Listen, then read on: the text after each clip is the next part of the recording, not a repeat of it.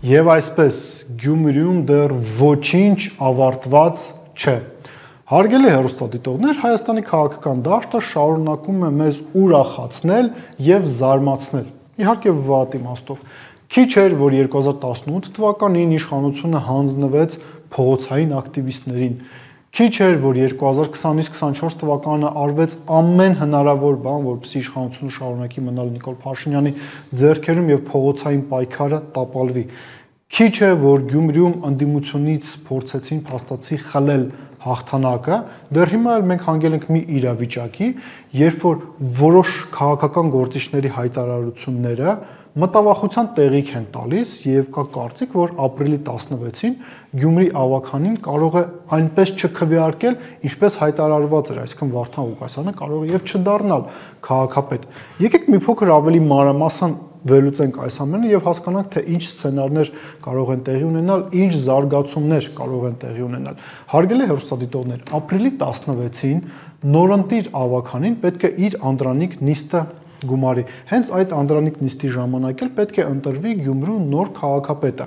Քաղաքացիական պայմանագիրը ունի 14 մանդատ։ Կոմունիստական կուսակցությունը, որի ցուցակը ղեկավարում է Վարդան Ղուկասյանը, ունի 8 մանդատ։ Մարտուն Գրիգորյանի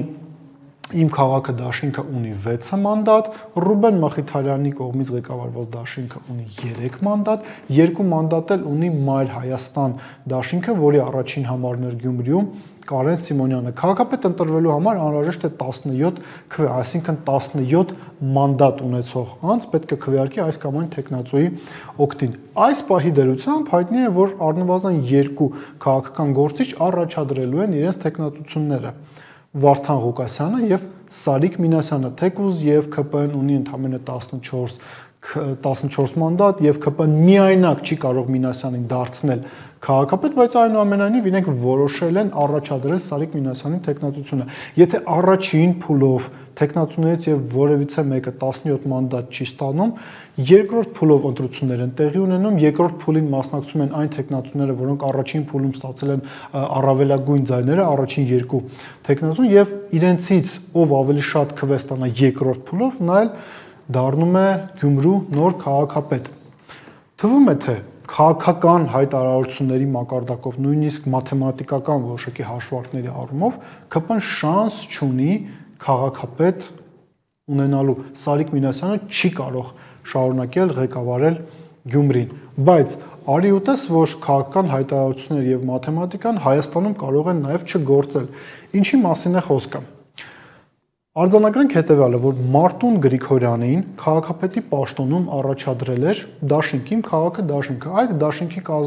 դաշինքը կազմված է Հայրենիք կուսակցությունից, որը ղեկավարում է Արթուր Վանեցյան, եւ երկրորդ կուսակցությունը, որը ղեկավարում է Երվանդ Թարվերդյանը, եւ նույն Երվանդ Թարվերդյանը նախորդին հանրայինի եթերում անդրադառնալով ապրիլի 16-ին տեղի ունենալիք գործընթացներին հետևյալ միտքն է առաջ քաշել, որ ընդհանրապես վատ չէր լինի, եթե Գյումրիում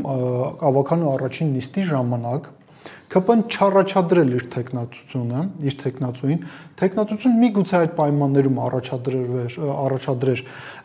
Երվանդ Թարվերդյանի նաև կուսակցությունից դաշինքը, այսինքն Մարտուն Գրիգորյանն առաջադրվեր քաղաքապետի պաշտոնում, իսկ ԿՊ-ն օգներ, որպեսզի արդար ընտրություններ տեղի ունենան ավականիում եւ արդար ձևով ընտրվեր քաղաքապետ ընդդիմությունից, ակնարկելով փաստացի, որ ԿՊ-ն կարող է նաեւ Մարտուն Գրիգորյանին ընտրել քաղաքապետ։ Երվանդ Թարվերդյանը եւ Արթուր Վանեցյանը իրենք միասնական դաշինքի մեջ են։ Երվանդ Թարվերդյանը կարծել է, որ այս տեսակ հայտարարություն է անհրաժեշտ անել։ Արձանագրենք հետևյալը.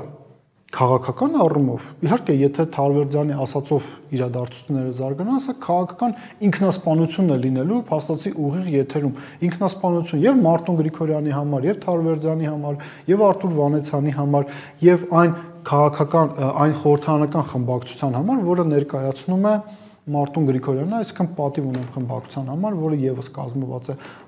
Հայրենիք կուսակցության ներկայացուցիչներից եւ Հանրապետական կուսակցության ներկայացուցիչներից։ Ճիշտ է, անմիջապես հետո փաստացի այդ հայտարարությունից հետո եւ հայրենիք կուսակցությունը համապատասխան հայտարարությամբ հանդես եկավ եւ Մարտուն Գրիգորյանը համապատասխան հայտարարությամբ հանդես եկան, որ ոչ ոք իրենց անունից չի կարող չհամաձայնեցված հայտարարություններ անել, փաստացի ամրապնդելով իրենց նախկինում արված հայտարարությունը, առայն որ իրենք քվեարկելու են Վարդան Ղուկասյանի օգտին, տալու են անհրաժեշտ քանակի մանդատներ, որպեսզի Վարդան Ղուկասյանը դառնա Գյումրու քաղաքապետ, բայց հաշվի առնելով այն հանգամանքը, որ Մարտուն Գրիգորյանին շատ երկար ժամանակ պահանջվեց կողմնորոշվելու համար, թե ինչն է ավելի լավը, որ Գյումրիում չլինի ԿՊԱ-ական իշխանություն, թե այնուամենայնիվ կարելի է տատանվել հնարավորություն տալով իշխանություններին ինչ-ինչ մեթոդներով պահել իշխանությունը Գյումրիում, հաշվի առնելով այն հանգամանքը, որ նա իր հայտարարությունը, որով արձանագրեց, որ նա աջակցելու է Վարդան Ղուկասյանին, գրել էր հրապարակելուց 15 ժամ առաջ եւ իր Facebook-յան էջում փակ ռեժիմով, այսպես ասած, պահել էր եւս 15 ժամ, հաշվի առնելով Երվանդ Թարվեզյանի կողմից առաջ քաշած հայտարարությունը, մենք ոչ միայն հնարավոր է անակնկալների հանդիպենք ապրիլի 16-ին, այլ նաև կարող է զարգացումները հետևյալ սցենարով գնան, հնարավոր է օրինակ գյումրեցիները որոշեն, որ վատ չի լինի, եթե իրենք քաղաքապետարանի շենքի առջև հավաքվեն եւ հետևեն ընտրությունների արդյունքներին, մեծ էկրան լինի եւ իրենք հետևեն այդ ընտրություններին։ Հիշում եք ինչպես էր Նիկոլ Փաշինյանը 2018 թվականին, երբ որ ընտրվում էր վարչապետ, հանրապետության հրապարակում մեծ էկրաններ դրված եւ քաղաքացիները հետևում էին ընտրություններին։ Միգուցե գյումրեցիներն էլ որոշեն հենց այս ճանապարհով գնալ եւ ապրիլի 16-ին Գյումրու ավականի առաջին նիստի ժամանակ քաղաքացիները եւս այս մոդելով, այս տարբերակով հետևեն ընտրություններին։ Ընդհանրապես շատ սիմվոլիկ կլինի, եթե Վարդան Ղուկասյանը քաղաքապետ ընտրվի, ընտրվելուց հետո դուրս գա եւ անմիջապես շփվի քաղաքացիների հետ։ Ի վերջո 10 տարուց ավելի է նա չի եղել Գյումրու քաղաքապետ, բայց նաեւ կարեւոր է արձանագրել հետեւյալը, որ եթե նախկինում արած հայտարարությունների համաձայն գործընթացը չգնա եւ ԿՊՆ-ի ինչ-ինչ հանգամանքների շնորհիվ կարողանա պահպանել իշխանությունը Գյումրիում, քաղաքական գործիչները, որոնք կգնան այդ քայլի, առաջին հերթին պետք է լինելու պատասխանեն այն մարդկանց հարցերին, ովքեր հավաքված միգուցե լինեն Գյումրու քաղաքապետարանի առջև հասկանալու համար, թե ում ձեռքում է լինելու իշխանությունը իրենց քաղաքում եւ արդյոք իրենց մեջքի ետևում ինչ-ինչ պայմանավորվածություններ են ձեռք բերվելու։ Մտածեք այդ մասին։